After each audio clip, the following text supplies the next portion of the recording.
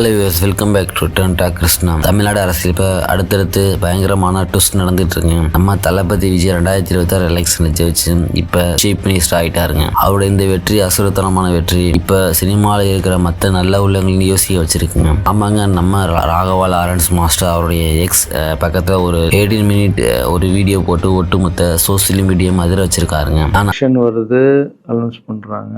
Election நண்பர் நிற்கிறாரு. Result அன்றைக்கி டோட்டலாக மாறுது எல்லாமே. அப்படியே தலைக்கீழாக ஆகுது. புரட்டி போடுறாரு சரித்திரத்தை. வேறம்மா இப்போ முதல்ல தெரிந்து எங்கள் அம்மாவை தான்.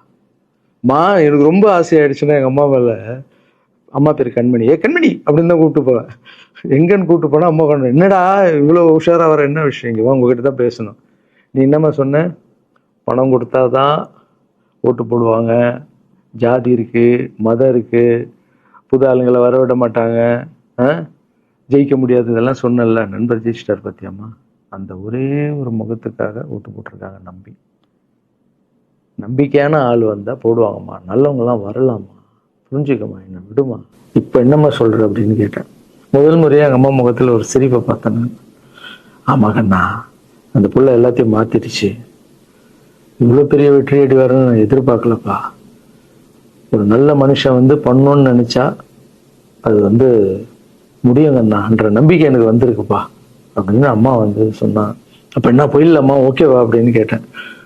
போகண்ணா, நீ நினச்ச மாதிரி பண்ணு அப்படின்னு அம்மா சொன்னோன்னு காலில் சாஸ்தாமா வந்தேன். தேங்க்யூ ஸோ மச்மா அப்படின்னு. அரசியலுக்கு வரவா வேண்டாமா நீங்கள் தான் சொல்லணும் அப்படின்னு ரசிகர்கள்கிட்ட ஓப்பனாக கருத்து கேட்டாருங்க. ஸோ அவர் ஏன் இப்போ திடீர்னு அரசியலுக்கு வரணும்னு நினைக்கிறாருன்னா, லாரன்ஸ் மாஸ்டர் ஆரம்பத்தில் இருந்து ஏகப்பட்ட அறக்கட்டளை, ஏழை குழந்தைகளுக்கு ஹார்ட் ஆப்ரேஷன், கல்வி உதவிகள் ஏகப்பட்ட நல்லது பண்ணிட்டு இருக்காருங்க. முன்னாடி நம்ம சூப்பர் ஸ்டார் ரஜினிகாந்த் அரசியலுக்கு வரேன்னு சொல்லினப்போ அவருக்கு பின்னாடி ஒரு தூணா நிற்கணும்னு லாரன்ஸ் ஆசைப்பட்டாராம். ஆனால் அவங்கம்மா அரசியல் ஒரு சாக்கடைங்க, அங்கே காசு, ஜாதி, மதம் எல்லாருக்கும் அங்கே போவாது அப்படி தடுத்துட்டாங்க. அம்மாவை சாமியை குமார் லாரன்ஸ் அவங்க பேச்சை மீறாம அமைதியாயிட்டாருங்க. இப்போ எப்படி அவங்க அம்மா சம்மதிச்சாங்களோ அங்கதான் நம்ம சிஎம் விஜய் வராருங்க. விஜய் கட்சி ஆரம்பிச்சு காசு கொடுக்காம, ஜாதி மதம் பார்க்காம மக்கள் கொடுத்த இந்த நம்பிக்கை மட்டும் ஜெயிச்சு இப்போ முதலமைச்சரில் உட்காந்துருக்காருங்க.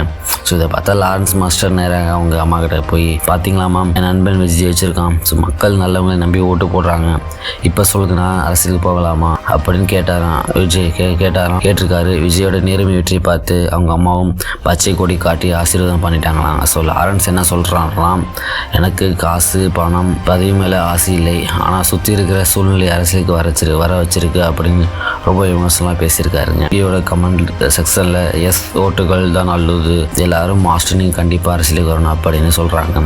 ஸோ அது மட்டும் இல்லாமல் இப்போ ஒரு பெரிய ஹாட் டாப்பிக்காக ஓடிட்டுருக்கு. சிஎம் விஜய் 2 தொகுதியில் ஜெயிச்சார். ஒன்று பெரம்பூர், ஒன்று திருச்சி கிழக்கு. பெரம்பூரில் தொகுதி வச்சுக்கிட்டு திருச்சி கிழக்க ராஜினாமா பண்ணியிருக்காருங்க.